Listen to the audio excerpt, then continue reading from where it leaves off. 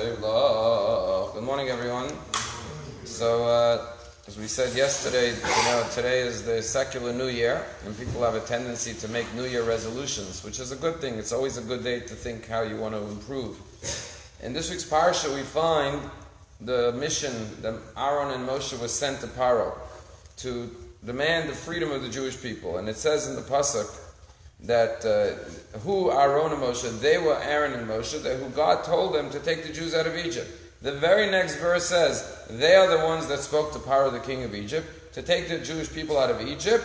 And the same exact words, who Moshe and Aaron. This is Moshe and Aaron. So Rashi asks a simple question.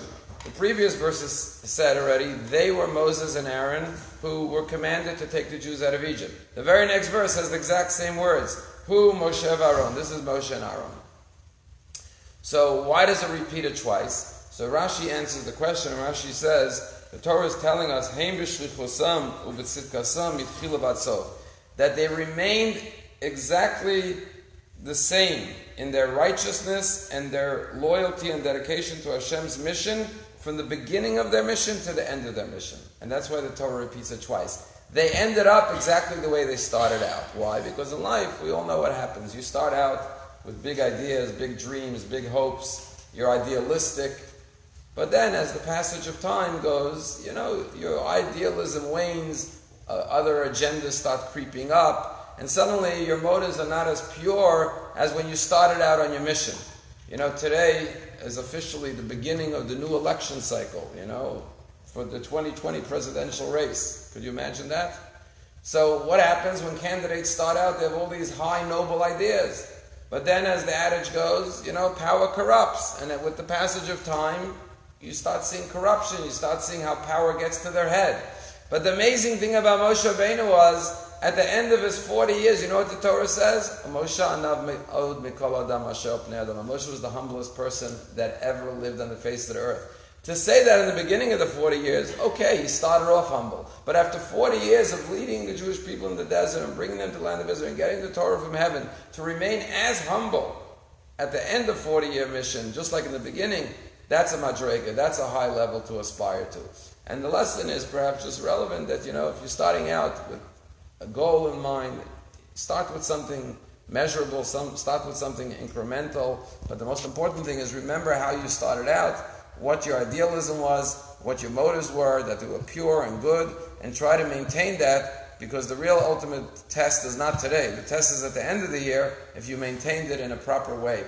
There's a story told in the Medrash that in the time of the Roman government, there was a simple tailor. His name was Yusuf. And he went off to Rome and he became a macher. He became an important person. And they sent him back to the city of Tziporin to be the mayor, the governor of the town. And the Jews in the community, the Medrash said, were like, what? Yusuf, the tailor? They heard Yusuf is coming. They weren't sure. Is it the same Yusuf? Who was a simple tailor. How did he go to Rome? And a few years later, he's a ganzer macher. He became such an important person. So there was a whole debate. So there was a whole parade, a new elected governor. He was going to be, driven down the main street in his horse and carriage as a new appointed elected official by the Roman government. And everyone gathered out on the balconies to see him and get a glimpse of him. And they were trying to figure out, is it the same Yusuf? So one guy says to his friend, I'll tell you how we're going to know if it's the same guy or not. When his entourage, when his carriage passes his home where he used to live, if he looks up to see his home, we'll know it's the same Yusuf. If he doesn't look back at where he lived, we'll know it's a different Yusuf.